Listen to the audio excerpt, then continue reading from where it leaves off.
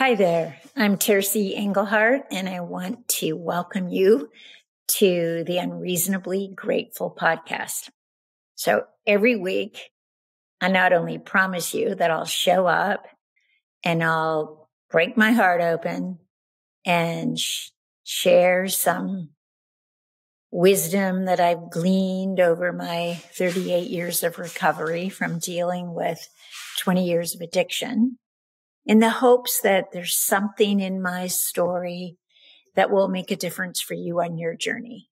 Something that will open something up or bring some clarity or perhaps a new perspective and just give you a little bit more room to grow and to expand your capacity to be loved and to be more loving.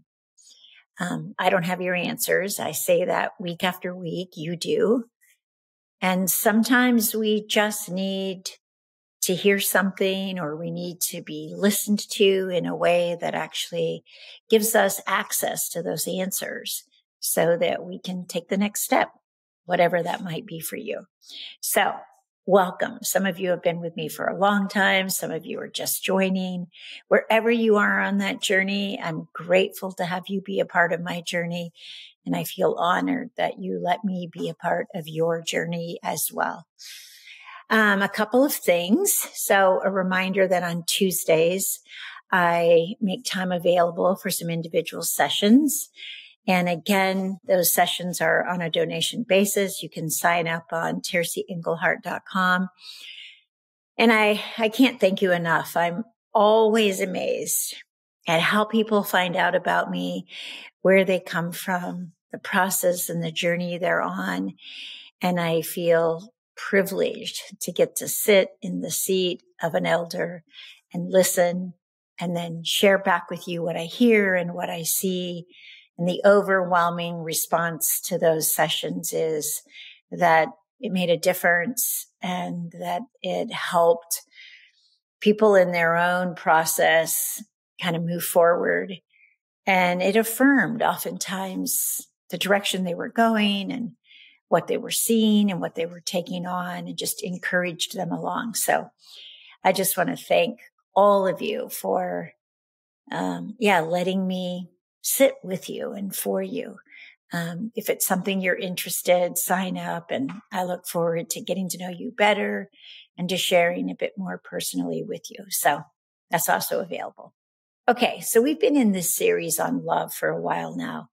And technically, obviously, that series could go on forever because there's just an endless amount that we can learn, open up to, expand under this topic of unconditional love or agape love. And while it certainly reaches out and touches romantic love and familial love, it's so beyond that, it's really endless what's possible. So this particular episode is called How to Access More Love. And well, lots of times I've shared with you, you want more love, be more loving, because the only way we experience love and the experiential is when we're loving. And again, a reminder, if I'm being irritated and someone's being loving, my experience will be that they are irritating.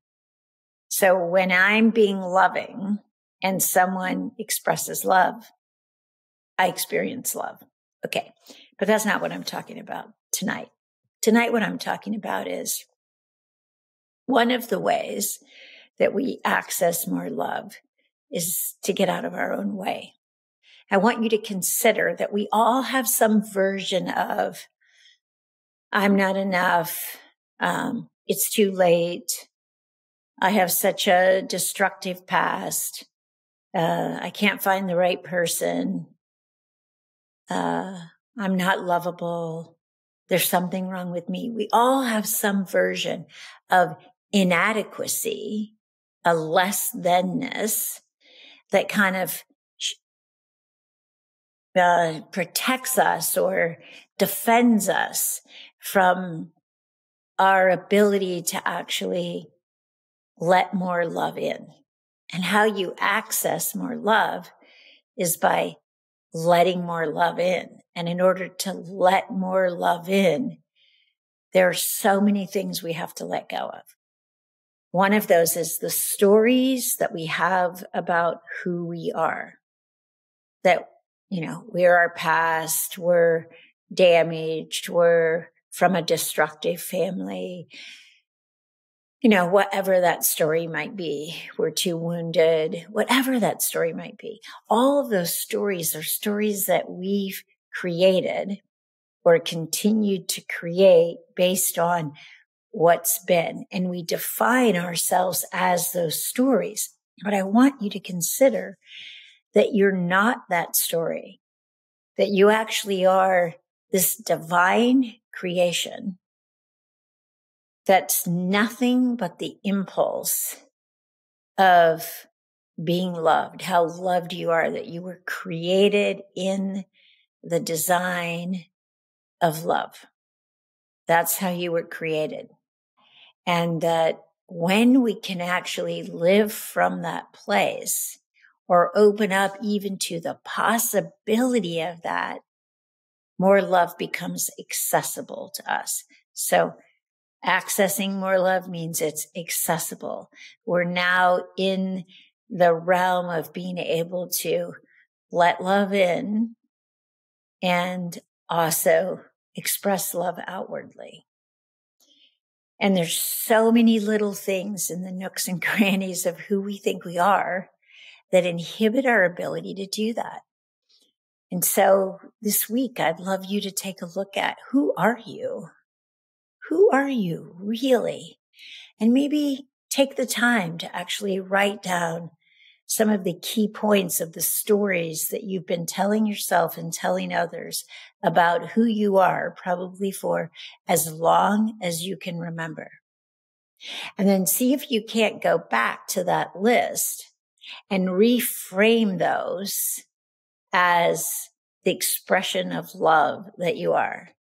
And I'm just going to give you a quick example.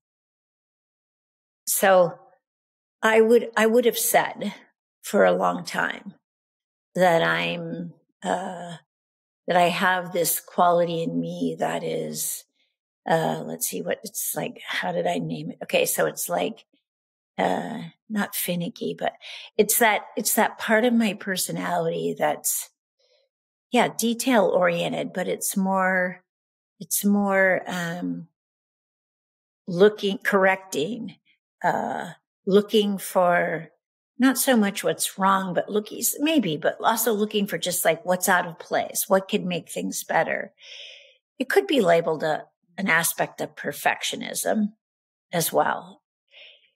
And it wasn't until I got and reframed that aspect as that's a part of my being that wants to make sure that I and that others don't miss how beautiful they are.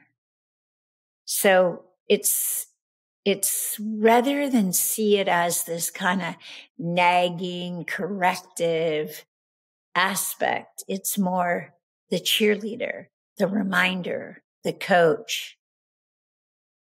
So I don't know if you can see the difference in that example, but I want you to consider that's how you would take this story or this aspect of your story and see how you've framed it.